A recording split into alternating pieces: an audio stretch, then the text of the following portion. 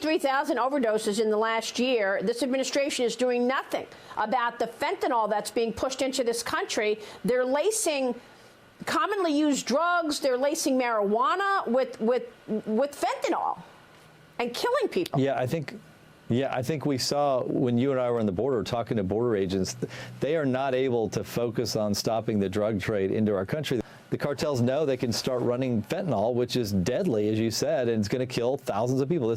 We know this, the Biden administration knows this, and yet they continue to allow people to come across this country in droves and continue to allow the importation of fentanyl that obviously is coming through China as well. Texas Attorney General Ken Paxton addressing the drug crisis at the southern border on Mornings with Maria last Tuesday. Just 2 days later, U.S. Customs and Border Protection made a record-breaking seizure of fentanyl and methamphetamine, more than 17,000 pounds in a Mexican citizen's truck. That's raising new concerns about what the Biden administration is doing to stop the flow of drugs into the United States. Joining us now is New York Congressman John Katko, the ranking Republican on the House Homeland Security Committee. Congressman, thank you so much for joining here. I served with you in the United States Congress. Tell us on the border, Kamala Harris doesn't seem to have time to deal with this. The president has never been. But you've spent a lot of time on this. Tell us about the drugs and the severity of the problem that's going down there. Yeah, good to see you again, Jason. Listen, before I came to Congress, I was a 20-year federal organized crime prosecutor. And part of that time was spent on the border in El Paso going after cartels.